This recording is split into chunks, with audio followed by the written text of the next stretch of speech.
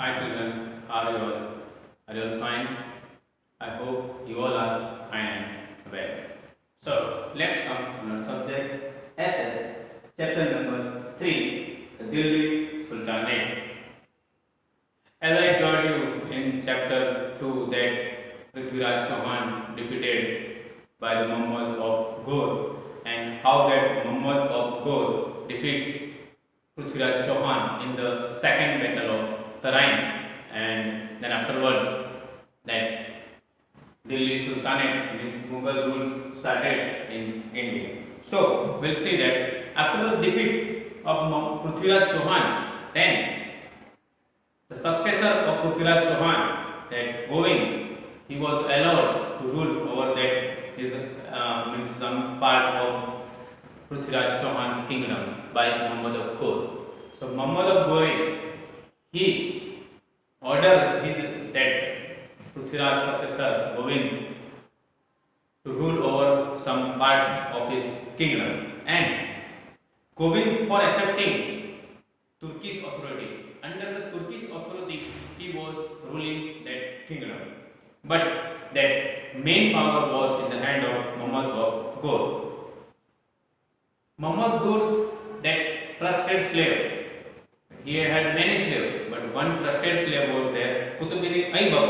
He consolidated main position in his kingdom. And now, because that all Turkish rules spread in India because of him, then the Delhi Sultan period started that 1206 to 1526. It was the period of Delhi Sultan in India. So many sultans built many buildings, monuments, many things, many important places, and many monuments during that period. So we'll see about that. The sources of information. The sources of information. We get many information by the other means different kind of sources. We get many information from different kind of sources, archaeological sources, literary sources that you all know, and we get many information by these sources.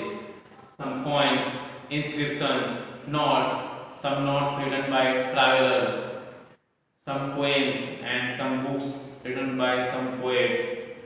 Some poets have written, means in earlier time they had written about the kings and Akbar's Akbari, Akbarnama, Humayunama, that all things means that many books that were written. So by these inscriptions we got many information about that earlier kings. So that sources is there, that many sources are there. That main thing is archaeological sources and some literary sources. By this all way we can get information about these four kings. So first of all, that slave dynasty that happened. So it came slave dynasty, and the time period was there. It was 1206 to 1290. 1206 to 1290. That slave dynasty. 1206 to 1290. 1206 to 1290. So now we'll see the first dynasty of that Muslims was this slave dynasty. The most important thing about this dynasty is that all the rulers of this dynasty were the slaves.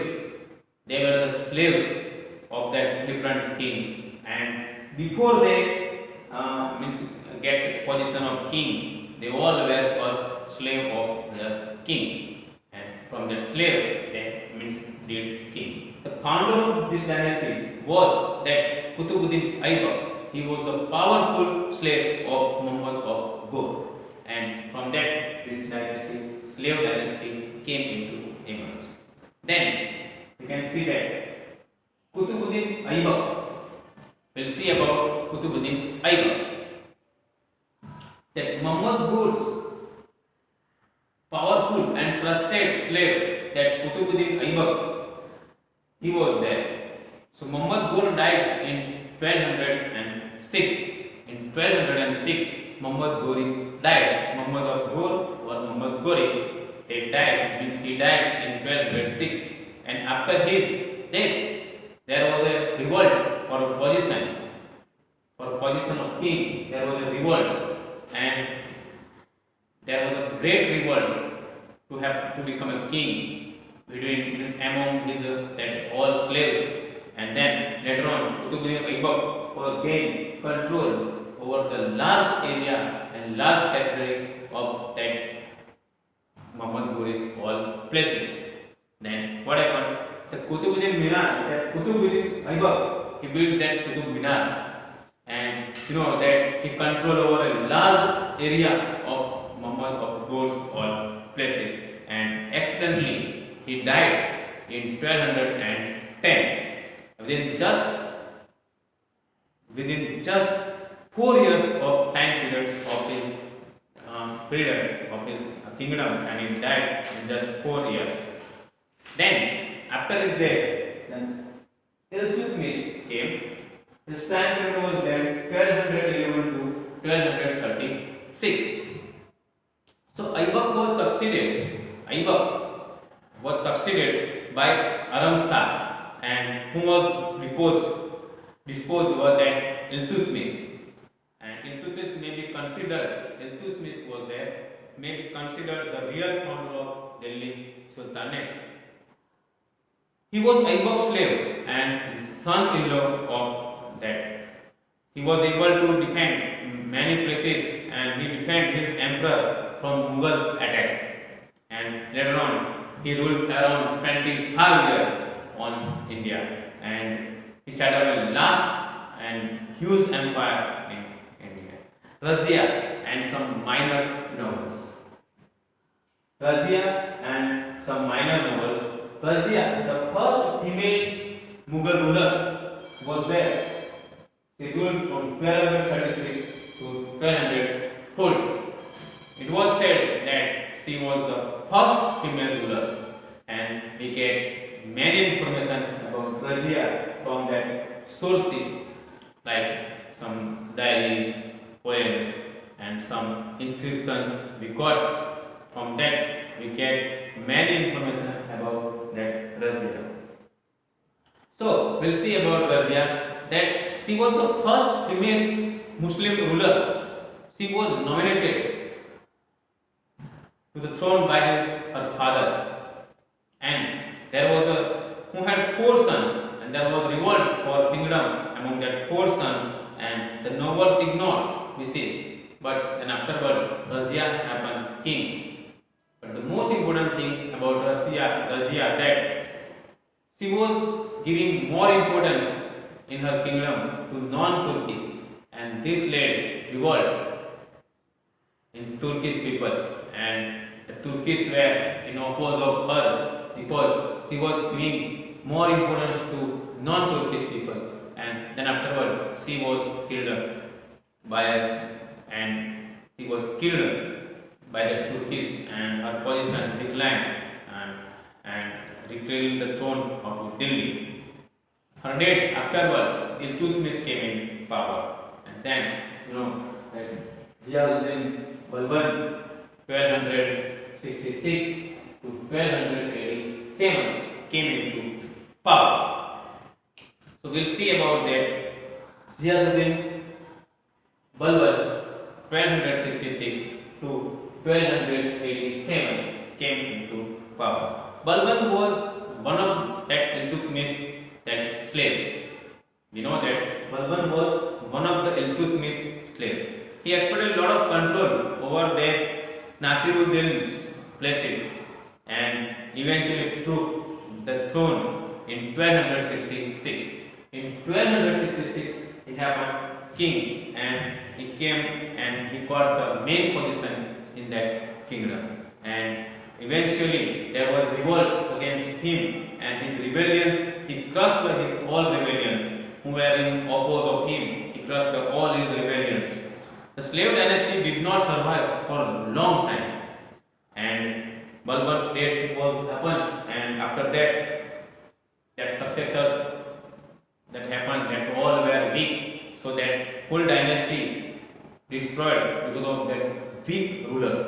and it came to end in 1290 and the Khilji dynasty began.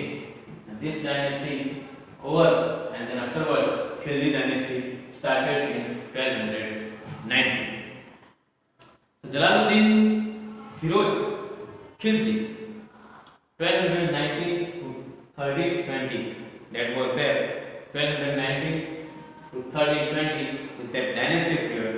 Jalaluddin Firuz Khilji, his timing was there 1290 to 1296, was the founder of Khilji dynasty.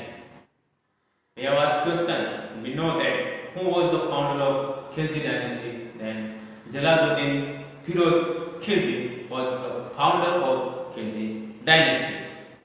He has served Balban for a long time, and you know that he was killed by his nephew only, and Aladdin Khilji, who was succeeded by him. Aladdin Khilji, his timing period is 1296 to 1316, and we'll see he was the most famous ruler. He was the most famous ruler of the Khilji dynasty, and he established a vast empire by a lot of revolt, and by the, he won many wars, and he collected a lot of gold from the all places by his revolt, and that's why he was become very wealthy. And the city of Siri was built by him. You know that Aladdin conquered Gujarat and Malwa, which gave him a lot of wealth, and he controlled most of the part of Gujarat and Malwa, and then he controlled over his all territories, and in Gujarat and Malwa he sent his most powerful and trusted slave, that Malik Kafur. He captured Ranthambore also, and then Chittor in Rajasthan, and he sent his that favorite slave and trusted commander also, we can say, that is Malik Kafur, to the southern part, where he defeated the Yadavas and Kakatiyas and Hoysalas, and all he defeated, and to control over them he sent his that favorite and most trusted slave Malik Kafur. Then what happened? Malik Kafur carried with him lot of wealth and gold from that south. The defeated kings, the kings which were not means under control, which will not come under control by Malik Kafur, and Malik Kafur will, that war will happen, war between Kafur's army and the king who was not accepting rules of that Malik Kafur, and there was a fight or war, and the kings who were defeated, they have to allow, means the kings had to accept Aladdin Khilji's dynasty and Aladdin Khilji's rules, and there was Aladdin paid his soldiers a lot of gold and tax. In cash, he was giving cash to his soldiers the rent.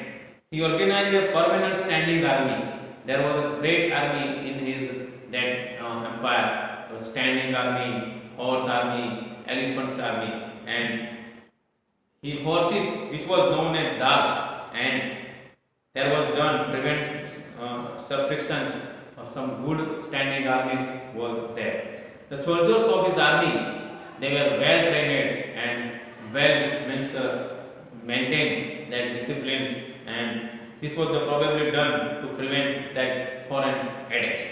Aladdin Khilji, he died. Aladdin Khilji died in 1316, and after Aladdin Khilji's death, that Mubarak Shah Khilji, he came in power and came to the throne, and he was murdered by Khusro, and Khusro Khan was killed by Siyasuddin, and then afterward Tughlaq dynasty came into power, and the founder of Tughlaq dynasty that came into power. So Ziauddin Tughlaq belongs to that dynasty. He came into power. So we see that sources information we see that lot many sources are there. You will see the information about that period. And then slave dynasty was there, 1206 to 1290. Then the Qutbuddin Aibak came into power. He did a lot of wealth, and his power was there 1206 to 1210. Then during this time period, he did very great empire, he built great empire, and trained soldiers, armies, and then Iltutmish 1211 to 1236 came into power, and he was one of the slaves. And Razia, the female Muslim ruler, first time giving importance to the non-Turkish in her kingdom, and revolt was happened against her, and she was killed. Then that Jazzuddin Balbal, one of the slaves of that dynasty, and his rule was there 1266 to 1287. Then the Khilji dynasty came into power, and that most powerful rulers are there of Alauddin Khilji, and how he expanded his empire. He sent that most powerful and trusted slave that, and he won that all places well, and many kings and many kingdoms were under his control. And this way, that Khilji dynasty that ended after his death, and then Tughlaq dynasty started. So this much, and in our next video we'll see about that some Tughlaq dynasties and many more dynasties. Okay. Thank you, Tughlaq. Bye.